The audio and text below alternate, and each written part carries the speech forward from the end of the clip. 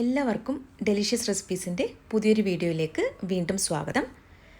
ഇന്ന് ചോറിൻ്റെ കൂടെയും ചപ്പാത്തിയുടെ കൂടെയൊക്കെ കഴിക്കാൻ പറ്റിയ വെണ്ടയ്ക്കയും ഉരുളക്കിഴങ്ങും ചേർത്തിട്ടുള്ള ഒരു റെസിപ്പിയുമായിട്ടാണ് ഞാൻ വന്നിരിക്കുന്നത്.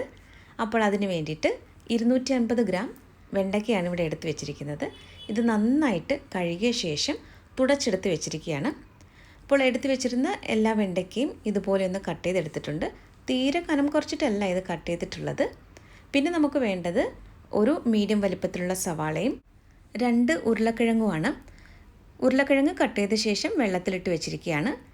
4 വെളുത്തുള്ളി ചെറുതായിട്ടൊന്ന് കട്ട് ചെയ്ത് വെച്ചിട്ടുണ്ട്. ഇനി നമുക്കിത് എങ്ങനെയാണ് തയ്യാറാക്കുന്നതെന്ന് നോക്കാം.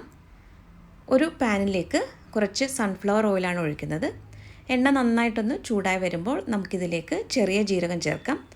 1/2 ടീസ്പൂൺ ചെറിയ ജീരകമാണ് ചേർത്തത്. ഇതൊന്ന് നന്നായിട്ടൊന്ന് മൂപ്പിച്ചെടുക്കണം.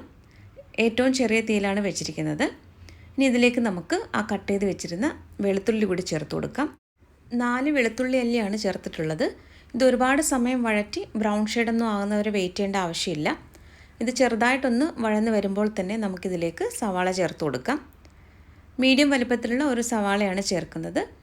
ആദ്യം ഇതൊന്ന് സ്ലൈസ് ചെയ്ത ശേഷം ഒന്നുകൂടി ഒന്ന് കട്ട് ചെയ്തിട്ടാണ് ഈ സവാള ചേർത്തിട്ടുള്ളത്. ഇനി ഇത് നമുക്കൊന്ന് വഴറ്റിയെടുക്കണം. അപ്പോൾ സവാള ഒന്ന് ചെറുതായിട്ടൊന്ന് വഴന്ന് കഴിയുമ്പോൾ നമുക്കിതിലേക്ക് ഉരുളക്കിഴങ്ങ് ചേർത്ത് കൊടുക്കാം. മീഡിയം വലിപ്പത്തിലുള്ള 2 ഉരുളക്കിഴങ്ങാണ് ചേർക്കുന്നത്.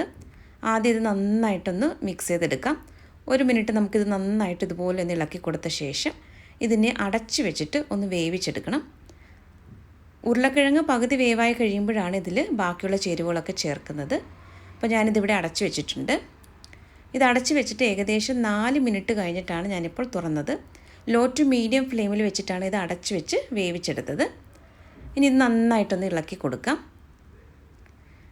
ഇനി നമുക്കിതിലേക്ക് പൊടികളൊക്കെ ചേർക്കാം.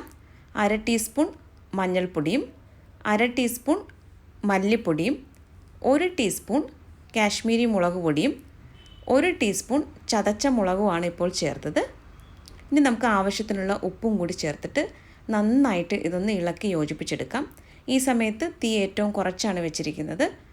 പൊടികളെല്ലാം ചെറിയ തീയിൽ തന്നെ വെച്ചിട്ട് നന്നായിട്ടൊന്ന് മൂപ്പിച്ചെടുക്കണം.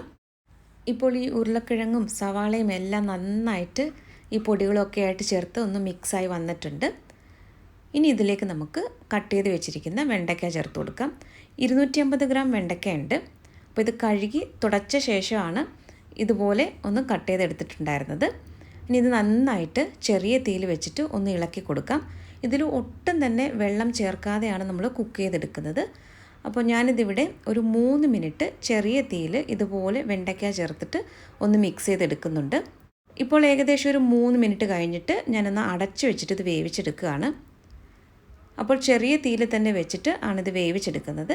ഇടയ്ക്കിടയ്ക്ക് ഒന്ന് തുറന്നിട്ട് ഇതുപോലെ ഒന്ന് ഇളക്കി കൊടുക്കണം. അങ്ങനെ വെണ്ടയ്ക്ക നന്നായിട്ടൊന്ന് വെന്ത് വരുന്നത് വരെ ഇതുപോലെ നമുക്ക് അടച്ച് വെച്ചിട്ട് ചെറിയ തീയിലൊന്ന് വേവിച്ചെടുക്കാം. ഒട്ടും തന്നെ വെള്ളം ചേർക്കരുത്.